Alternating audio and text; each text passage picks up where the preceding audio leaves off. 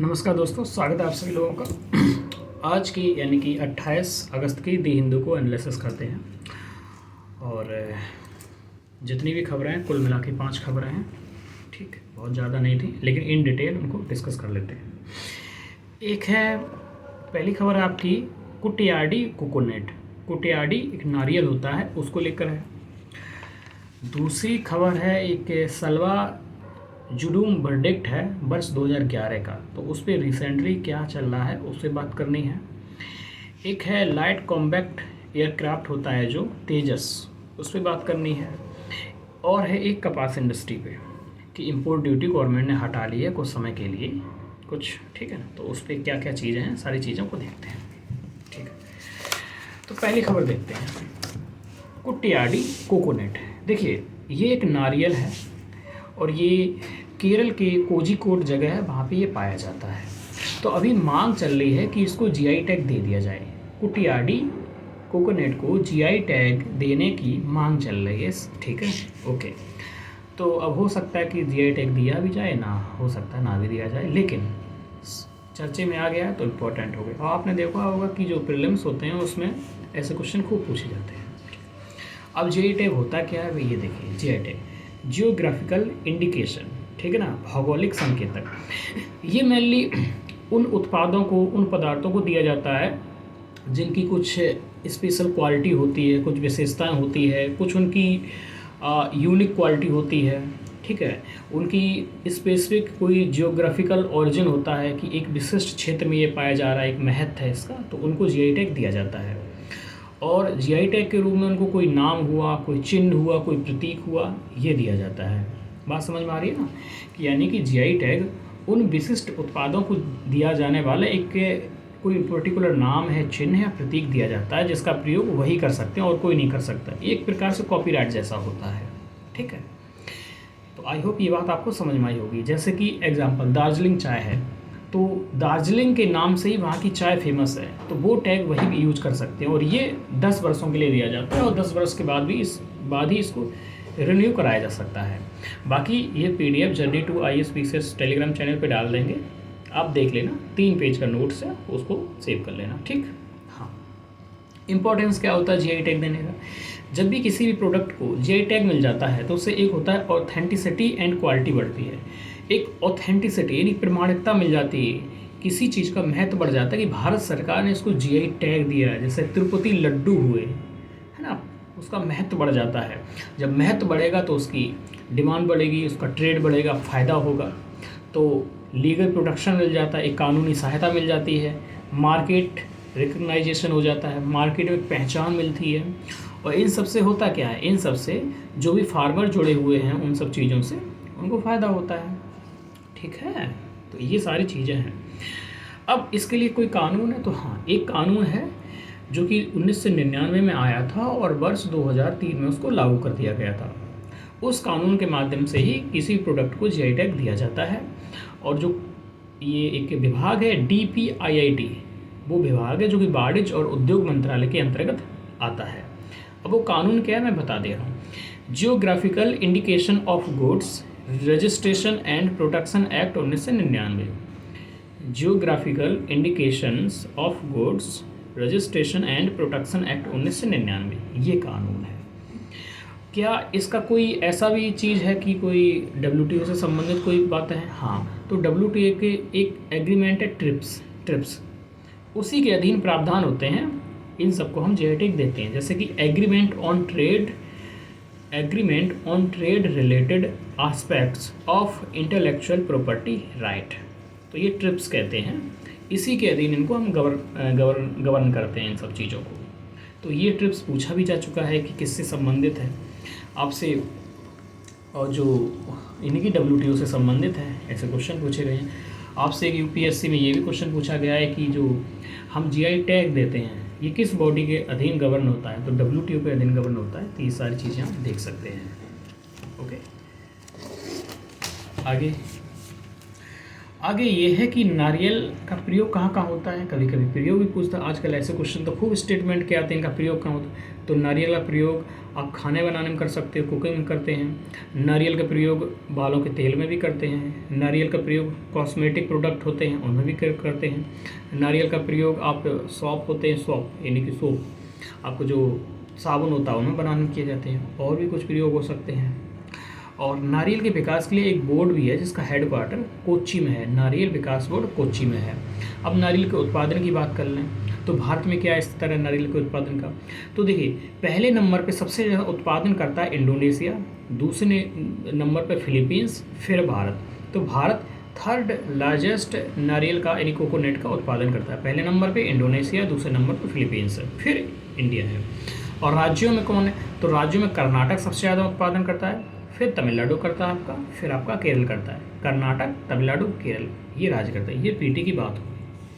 तो आपने समझा होगा कि जो कुट्टियाडी कोकोनट है उसको जीआई टैग देने की मांग चल रही है। जीआई टैग का सीधा मतलब होता है कि यह उन उत्पादों या उन प्रोडक्ट को दिया जाने वाला एक प्रतीक है, कोई नाम है, कोई चिन्ह है जिनकी एक यूनिकनेस होती है, कोई यूनिक होती है, कोई क्वालिटी होती है, कोई एक विशिष्ट क्षेत्र से संबंधित होते हैं। ये 10 वर्षों के लिए दिया जाता है। उसके बाद ठीक है 1999 में कानून आया, 2003 में इसको लागू कर दिया गया।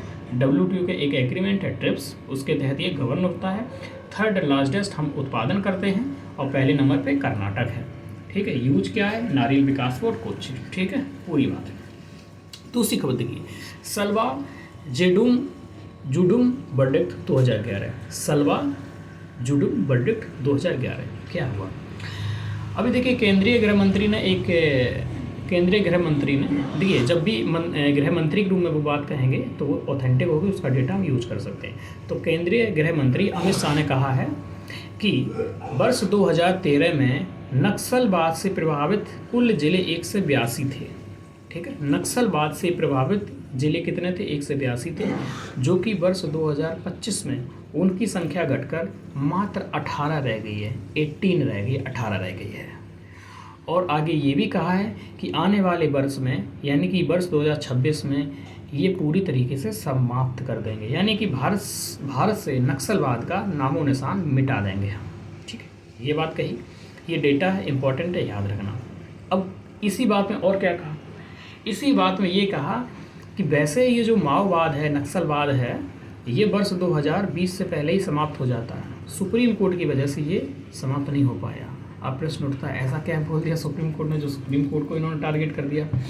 तो इन्होंने बोला कि एक जजमेंट था वर्ष 2011 का, उसका नाम है सलवा जुडुम निर्णय 2011 का, सुप्रीम कोर्ट ने दिया था। तो कहा कि सुप्रीम कोर्ट ने उस निर्णय में कहीं ना कहीं नक्सलवाद को सपोर्ट कर दिया, इस वजह से नक्सलवाद समाप्त नहीं हो पाया, नहीं तो समाप्त हो जाता।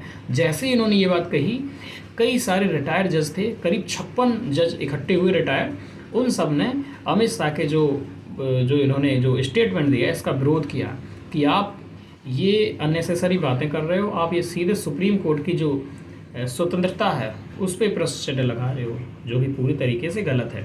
और इन्होंने तो सुप्रीम कोर्ट के जिस जज ने ये वर्डिक्ट दिया था उनका नाम लेके बोल दिया। तो कहीं आप ये पॉलिटिकल एंगल को शामिल मत करिए उस चीज़ में। ठीक है, हुआ क्या था, बात समझ में आ रही है। ठीक है, हुआ क्या था, सलवा जुडुम एक के प्रकार से ऐसे देख लीजिए कि जो सलवा जुडुम था एक मूवमेंट था। हुआ क्या, आप देख रहे हो कि नक्सलवाद का खूब प्रभाव था। आज के 10 साल पहले की बात करें, बहुत ज़्यादा। तो बस 2011 की बात है, छत्तीसगढ़ की गवर्नमेंट थी, छत्तीसगढ़ राज्य की सरकार थी, उसने सोचा कि हमारे जो नागरिक हैं तो इन्हीं को हम ट्रेनिंग दे दें, इन्हीं को हथियार दे दें, और एज अ पुलिस ऑफिसर यही लोग नक्सलवाद के विरुद्ध लड़ाई करें। यानी कि हमारे जो सामान्य नागरिक हैं उनको ट्रेनिंग दे दिया जाए, हथियार दे दिए जाए, ये जा करके नक्सलवाद के विरुद्ध लड़ाई करेंगे। जब ये मामला सुप्रीम कोर्ट में गया तो सुप्रीम कोर्ट ने कहा कि आप ये किस तरह, आप ये ऐसा कैसे कर सकते हो, आप सामान्य नागरिकों को लड़ाई के लिए वहाँ भेज रहे हो, किस अधिकार के साथ भेज रहे हो, ये तो अनकॉन्स्टिट्यूशनल है, सीधी सी बात है ना। उन्होंने सुप्रीम कोर्ट ने आर्टिकल 21 का हवाला देते हुए, जीवन का अधिकार का हवाला देते हुए, इस जो पूरे मूवमेंट है उसको ही अनकॉन्स्टिट्यूशनल यानी कि असंवैधानिक करार दे दिया, उसको खारिज कर दिया। तो छत्तीसगढ़ सरकार का जो प्रयास था वहीं पर फेल हो गया, विफल हो गया, उन्होंने नहीं कर पाया। तो इसलिए अब सोचे, वो मामला था 2011 का, इसलिए जो अमित शाह, इन्होंने ये कहा कि सलवा जुडुम वर्डिक्ट अगर ना देते तो ये उठा दें। तो सुप्रीम कोर्ट ने तो सही किया, क्योंकि आप किस बेस पे सामान्य नागरिकों को किस बेस पे लड़ने के लिए भेज रहे हो, ये पहले बताइए ना। तो ये बात थी। अब इतनी बातें हो गई, इसमें से इम्पॉर्टेंट चीज़ें आप समझ रहे हैं क्या क्या हैं, देख लीजिएगा। अब ये है क्या, लेफ्ट विंग एक्सट्रीमिज्म है क्या ये चीज़। देखिए नक्सलवादी क्या, मेनली जो नक्सलवाद है ये माओवाद से प्रभावित विचारधारा है। ये बात करते हैं कि जो सत्ता है उसको उखाड़ फेंकेंगे और शासन में किसान है, मजदूर है, इनका शासन होगा, समानता लाएंगे, यानी कि वंचना जो हुई है वो नहीं होने देंगे। तो 1967 में पश्चिम बंगाल का एक ज़िला था, एक गांव का ही नाम था नक्सलबाड़ी। तो वहीं पे कुछ लोग इकट्ठे होते हैं माओवाद के, उन्होंने कहा कि ठीक है हम आज़ादी लेंगे। तो नक्सलबाड़ी से ये माओवाद शुरू हुआ, इसीलिए उसको नक्सलवाद कहने लगे। तो इनका सीधा उद्देश्य होता है कि एक कम्युनिस्ट स्टेट बनाना है, ठीक है। और एक रेड कॉरिडोर का कंसेप्ट आता है।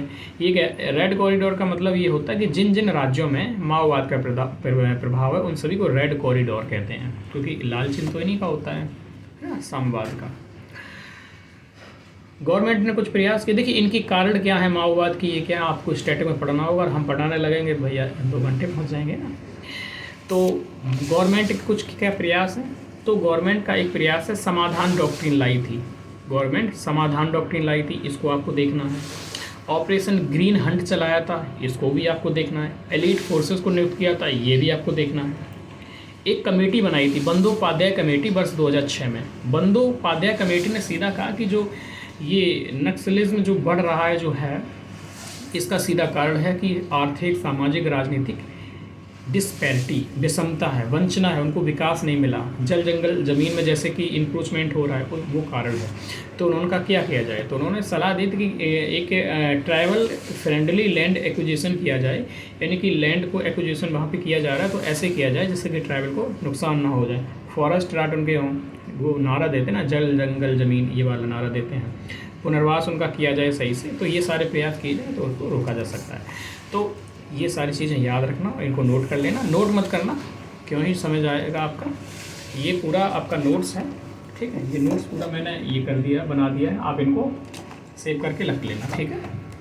अगली खबर है LCA, लाइट कॉम्बैक्ट एयरक्राफ्ट, तेजस। ये तेजस का नाम है, ये हल्का लड़ाकू विमान होता है, तो तेजस नाम है, ठीक है। अभी HAL कंपनी है, हिंदुस्तान एरोनॉटिक्स लिमिटेड। तो HAL कंपनी ने कहा है कि हम आने वाले वर्ष 2029-30 तक, वर्ष 2029-30 तक आपको 83 फाइटर जेट दे देंगे, 83।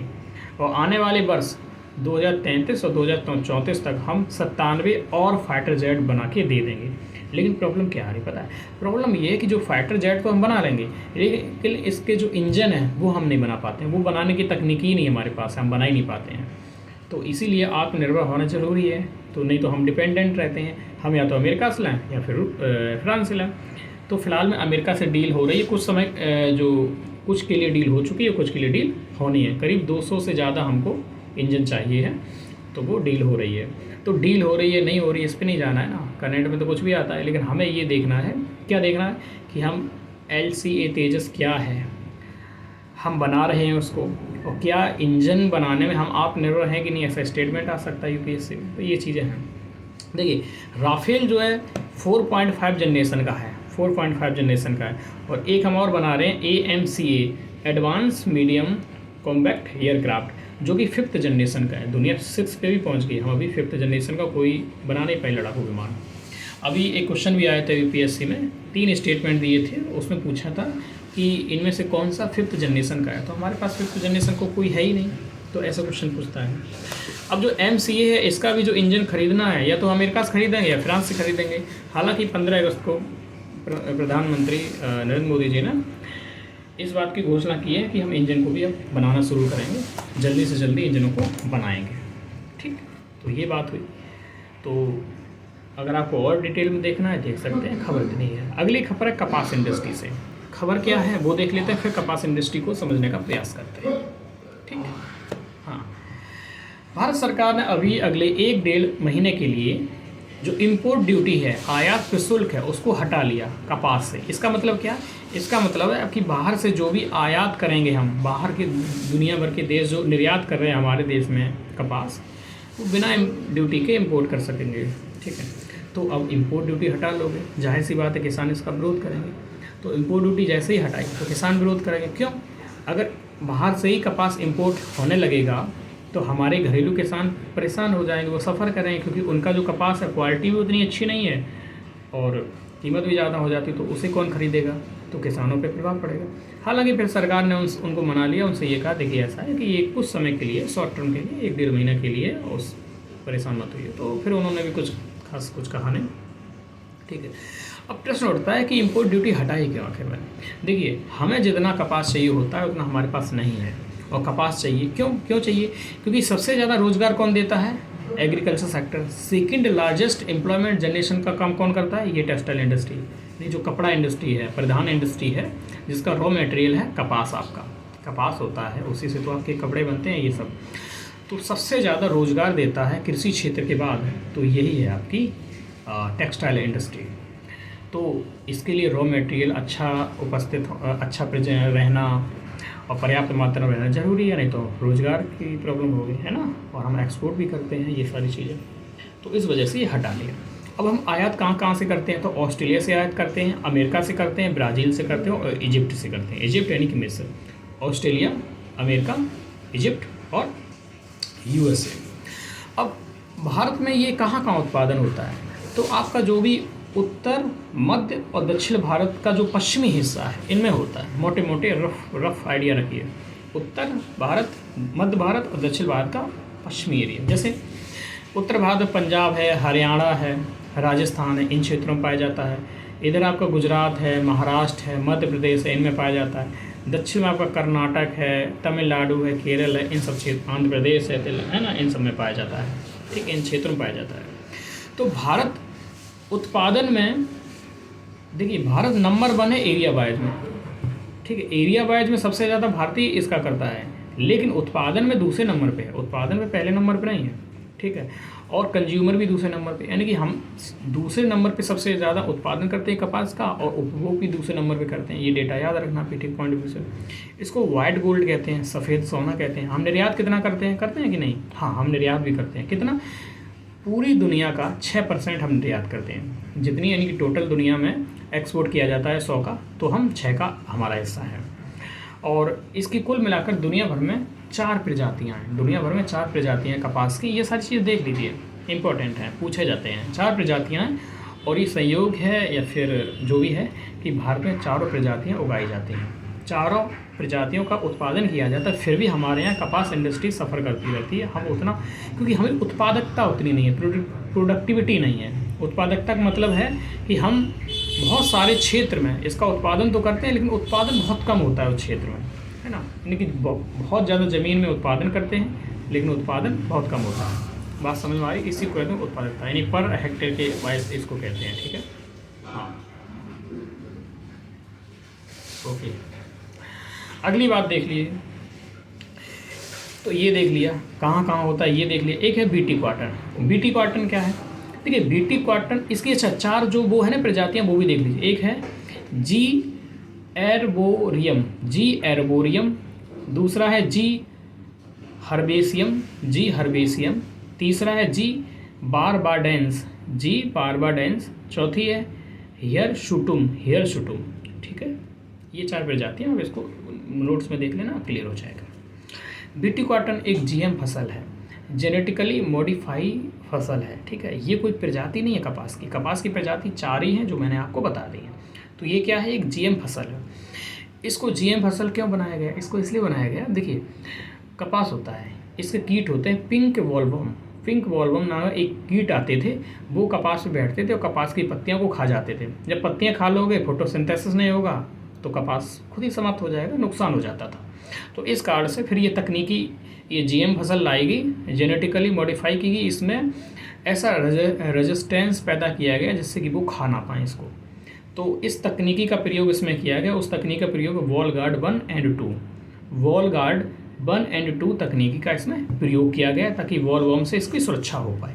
ठीक, ये 2022 में क्वेश्चन यूपीएससी ने सीधा पूछा था कि वॉलगॉड 1 और 2 तकनीकी किससे संबंधित है। तो किससे संबंधित है? बीटी कॉटन जीएम फसल से संबंधित है। क्लियर? ओके। अगला इसी में एक बजट 2026 को देख लेते हैं। मिशन फॉर कॉटन प्रोडक्टिविटी के लिए बजट 2025-26 में घोषणा की गई है। इसका उद्देश्य क्या है? इसका उद्देश्य आने वाले अगले 5 वर्षों में हमें कपास के उत्पादन को बढ़ाना है। हमें कपास को उत्पादन को बढ़ाना है आने वाले 5 वर्षों में। तो ये सारी चीज़ें हैं। तो कपास की आपने देख लिया क्या कैसा है, ठीक है।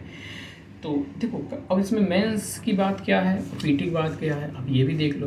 जैसे कपास है, कपास में मेंस की बातें यही आ जाएंगी कि हमारे यहाँ पे पर्याप्त मात्रा में उत्पादन नहीं हो रहा है। किसानों का एंगल क्या है कि 60 लाख से ज़्यादा किसान हैं, वो सफ़र करेंगे अगर हम इम्पोर्ट ड्यूटी हटाएंगे, और अगर हम इम्पोर्ट ड्यूटी नहीं हटाएंगे तो इंडस्ट्री सफ़र करेगी, इंडस्ट्री सफ़र करेगी तो हमारे जो रोज़गार का प्रॉब्लम है ये हो जाएगा। तो ये सारा मेंस का पार्ट है, ठीक है। तो हमें क्या करना है, हमने जीएम फसल पे काम किया है, कॉटन बढ़ाने के लिए जेनेटिकली मॉडिफाई फसल पे काम किया, ये भी आपको एंगल सोचना है, ठीक है। तो ये पीटी का हो गया, नहीं सॉरी मेंस का हो गया। अब पीटी में ये है कि हम कितने नंबर पे उत्पादन करते हैं, क्या है, कौन सी प्रजातियां हैं, है ना। और एक मिशन फॉर कॉटन प्रोडक्टिविटी जो बजट 2025-26 में घोषणा की गई है, तो ये भी मेंस का पार्ट है। आप समझिए मेंस का पार्ट क्या है, पीटी का पार्ट क्या है। और सबसे बेहतर ये है कि मेंस का अलग कर लीजिए, पीटी का अलग। अलग का मतलब एक ही पेज में इधर उधर, ठीक है। अब जैसे तेजस है, इसमें मेंस का कुछ नहीं, इसमें एक यही है कि हम उत्पादन बढ़ावा दे रहे हैं, डिफेंस और कुछ। सलवा जूडम वर्डिक्ट, इसमें काफ़ी डेटा है, उसका मेंस में यूज़ कर सकते, सब मेंस में ही ज़्यादा यूज है, मेनली तो मेंस का ही ये पार्ट। और नारियल में आपका कुछ खास नहीं है, ये पूरा पीटी का पार्ट है, ठीक है। तो ऐसे याद रखिएगा कौन सा पीटी का कौन सा मेंस का। इसका PDF journey to IAS PCF जो टेलीग्राम चैनल है उस पर आपको मिल जाएगा, तो उस पर देख लीजिएगा। और वीडियो पसंद आई तो लाइक कर दीजिए, एक प्यारा सा कमेंट कर दीजिए और चैनल को सब्सक्राइब कर लीजिए। डेली 6 बजे आपको क्लास मिल जाएगी। जय हिंद।